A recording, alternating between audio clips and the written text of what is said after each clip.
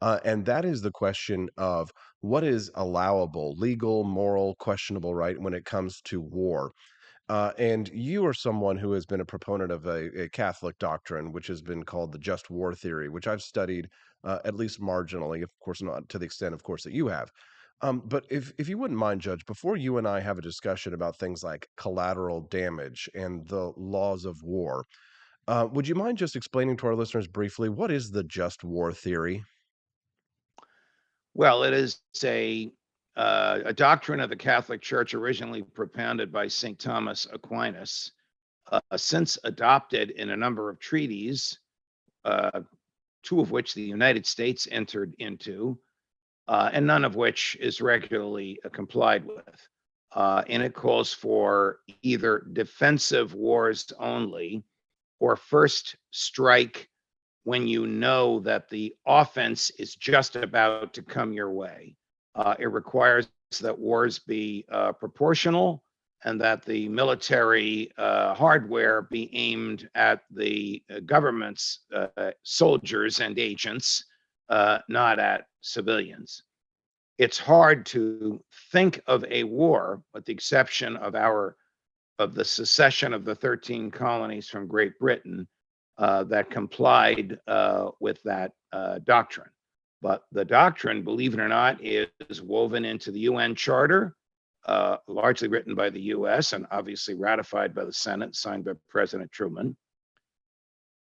The In this, greatest violator of the doctrine in the history of the world, Harry Truman, when he dropped atomic bombs on Hiroshima and Nagasaki, and when he authorized the firebombing of German cities and Japanese cities after he became president.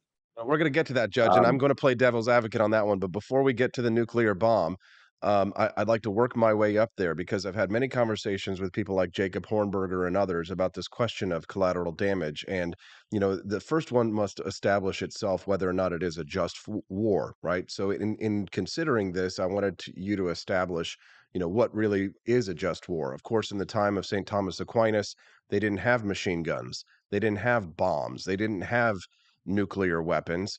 And so now we live in a world where collateral damage in a war, whether it's a just war or an unjust war, is almost entirely unavoidable. So well, in having this conversation with Hornberger, he has accepted that collateral damage is something that will occur.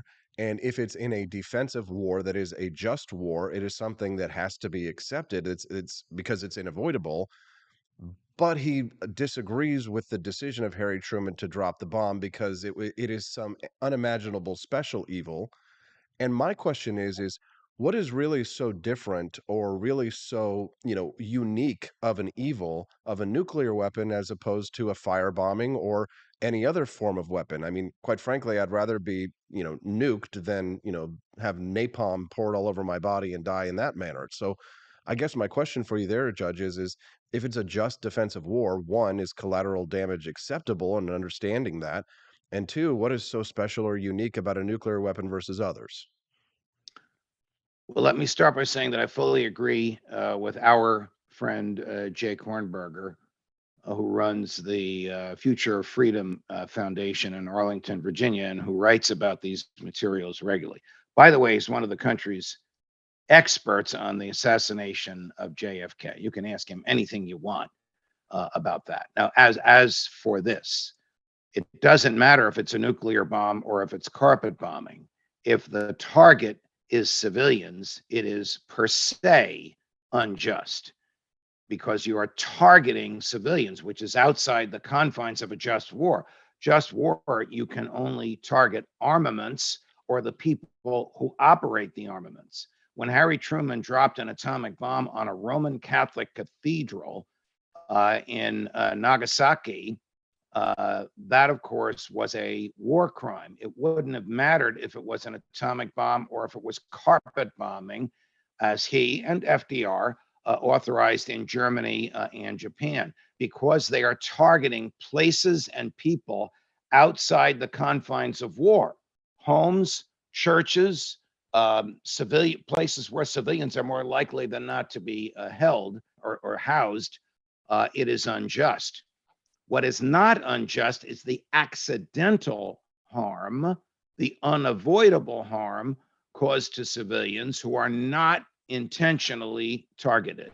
There's absolutely no way to avoid that. On the other hand, if the war is unjust, if it's an offensive war because of a hatred of the ethnicity of the country that you're battling, then all harm is unjust, even the harm visited upon the military of that country. So you're quite right. We have to start with the base question. Is the use of military force, of government force in this conflagration itself just? If the answer is no, then it doesn't matter how careful they are. If the answer is yes, then they have to stay within the confines of war. So it seems to me as if the question then relies on, if collateral damage is allowable, is if they were not targeted. Now, I would imagine that the victims of it wouldn't care about the intentions of the people who are trying to target them. They don't care if you meant to target them or if you didn't mean to target them. They're going to die either way.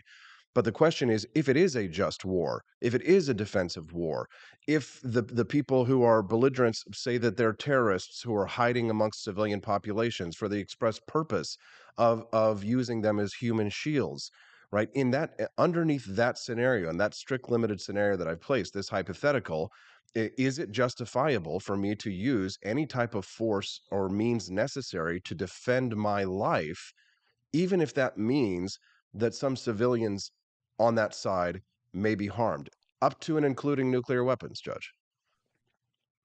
It is never justifiable, and under the just war theory, to use weapons of mass destruction. And if the bad guys are living amongst the good, you got to go in there and get them out. You can never just randomly target the bad guys, knowing that there are human shields there. That's doing evil that good might come of it, which is So in that case, I mean, condemned under but in just that war case, theory. Judge, then, and sorry, I want to get through this because we've only got a few minutes, but it's such an important topic. It's something that I've really wrestled with. Under that case, then bombs, any bomb, should be, outlawed in the use of war because of the potential for collateral damage. Well, a bomb on a building that contains civilians and military would be unjust. A bomb on a building that contains military, but some civilians across the street accidentally got harmed, would not be unjust. You can't target non belligerents, no matter what the goal is, under just war theory. Well, under just war theory, perhaps, but Judge, again, knowing that Aquinas didn't have bombs or machine guns or grenades or anything like that, it's unfortunate, however, if our enemies have these weapons and would use them against us, and if in an existential conflict, in some sense, it appears to be, at least from a Sun Tzu, from a not a just war theory, but from a the The, rules of war according to Sun Tzu, it would appear as if that kind of a strategy would lead one to a form of suicide, essentially, that you would allow your opponents to be able to use the types of weapons against you that would kill you and the civilians in your population, while denying yourself the ability to defend yourself appropriately from such, for the chance that you might hit a civilian in their territory. I mean, it just seems to me, Judge, as if it might be good morality, but it's terrible military defensive strategy. well, I'm coming to you as a theoretician on the philosophy side of this, not as a military person. But the military answer to that is to destroy the enemy's weaponry, but not to destroy the enemy's civilian population. Yes, and I agree with you, Judge. And in this concept that we've concocted, right, which is very, and war is never, very rarely a battle of good and evil, even in World War II, right? And like you said, Correct. perhaps the American Revolutionary War might be the only example of a just war that conforms to that Catholic doctrine, as you stated. But I have such a difficulty with balancing a proper defensive strategy. Whereas, when we as libertarians look at applying our philosophy to politics writ large, we we apply only philosophical theory, but we very rarely apply military doctrine to our views and our principles.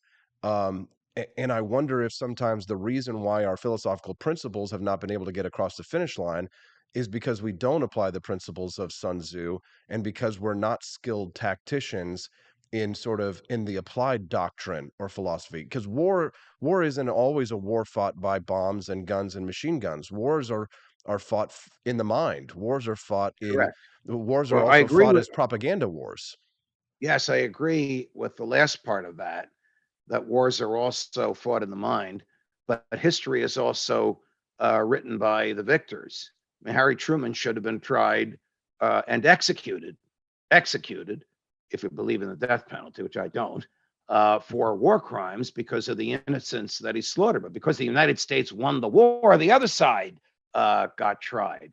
So our principles don't always gain currency because we don't always follow through on them. Who's going to try Harry Truman for killing civilians when he's the popular and eventually elected on his own president of the United States, claiming credit for winning World War II, a war that would have been won anyway without the carpet bombing and without the slaughtering of innocents and without the dropping of the bomb, just to show Joe Stalin that it can be done.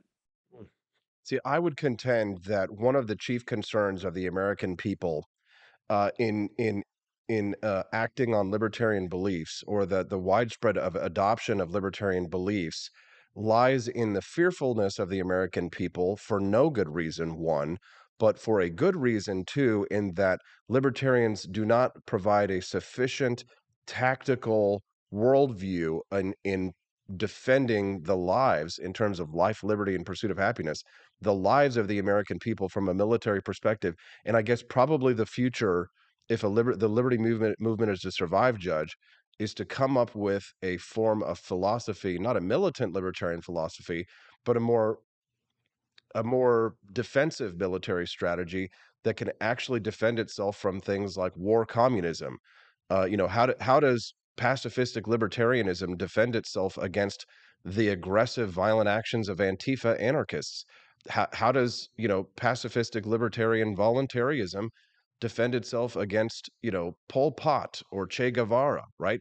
At Sure, well, some time, but that's at some easy. point, it's one almost finished, Judge. At some point, we have to ask ourselves, if H.L. Mencken isn't right, that every decent man, who is ashamed of the government that he lives under, must sometimes raise the black flag and begin slitting throats. When is it that time?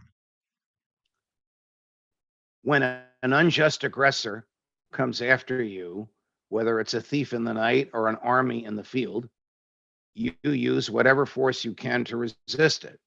Under our beliefs, anything the government owns, I know you're going to love this. I remember you arguing with Gary Schreier, who was our boss in those days at Fox, over this. Anything the government owns, you can own. You can own a tank. You can own the same military equipment that the government owns to defend your life, the lives of your family, and your property. Again, whether it's a thief in the night or whether it's Pol Pot coming up the road.